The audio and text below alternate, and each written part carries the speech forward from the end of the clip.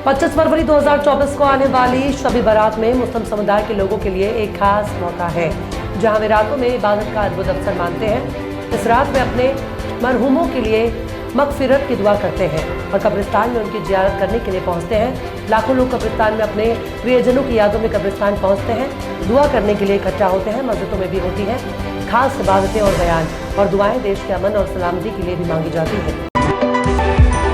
आगामी लोकसभा चुनाव से पहले मध्य प्रदेश में बड़े स्तर पर प्रशासनिक अधिकारियों के फेरबदल किए गए हैं। कई जिलों के डिप्टी कलेक्टर बदल दिए गए हैं। मध्य प्रदेश शासन की ओर से 64 प्रशासनिक सेवा के अफसरों के तबादले किए गए हैं। इसमें सामान्य प्रशासनिक विभाग, नर्मदा घाटी, राजस्व सहित कई डिप्टी कलेक्टर शामिल हैं। 2019 के लोकसभा चुनाव में बीजेपी ने 29 में से 28 सीटें जीती थी।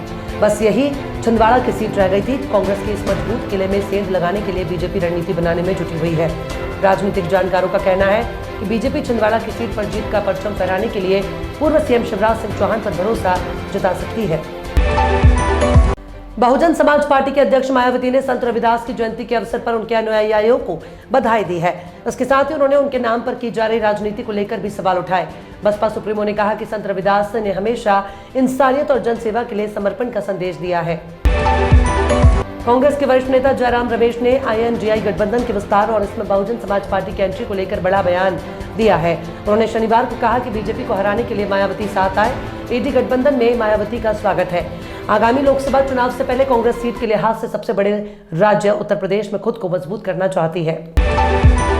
राष्ट्रीय राजधानी दिल्ली की 7 लोकसभा सीटों पर आम आदमी पार्टी और कांग्रेस के बीच गठबंधन कांग्रेस आप अलायंस का ऐलान हो गया है। इसका ऐलान आप कांग्रेस के शीर्ष नेताओं ने शनिवार को एक प्रेस कॉन्फ्रेंस के दौरान किया। आम आदमी पार्टी और कांग्रेस ने भले ही पंजाब में अलग अलग चुनाव लड़ने का ऐलान किया हो, लेकिन राजधानी दिल्ली की सभी 7 सीटों पर गठबंधन लगभग फाइनल हो गया है।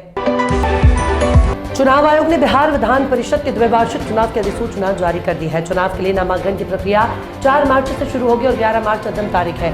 21 मार्च को विधानसभा में सुबह 9 बजे से शाम 4 बजे तक वोटिंग होगी और 5 बजे से उसी दिन गिनती होगी। बिहार विधान परिषद की 11 सीटों के लिए द्विवार्षिक चुनाव की घोषणा की गई है।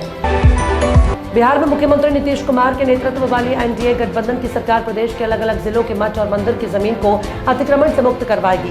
बिहार के उप मुख्यमंत्री सम्राट चौधरी ने शुक्रवार को इसका ऐलान प्रदेश की विधानसभा में किया। दिव्या खोसला हाल ही में शादी के 19 साल बाद अपने पति भूषण कुमार का सरनेम हटाने को लेकर सुर्खियों में छा गई थी। इस वजह से रूमर्स भी फैले हुए हैं कि एक्ट्रेस की शादी ठीक नहीं चल रही है और वे पति भूषण कुमार से अलग हो सकती हैं।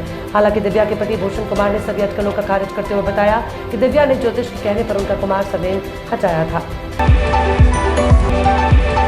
भारतीय क्रिकेट टीम के महान खिलाड़ी सचिन तेंदुलकर ने अपने करियर के दौरान कई बड़े रिकॉर्ड बनाए हैं। सचिन के रिकॉर्ड्स को तोड़ना किसी भी खिलाड़ी के लिए आसान नहीं होगा। सचिन ने इसी तरह का एक कारनामा ग्वालियर में किया था। उन्होंने दक्षिण अफ्रीका के खिलाफ वनडे मैच में दोहरा शतक जड़ा था। सचिन वनडे में दोहरा शतक लगाने वाले दुनिया के पहले खिलाड़ी बने थे।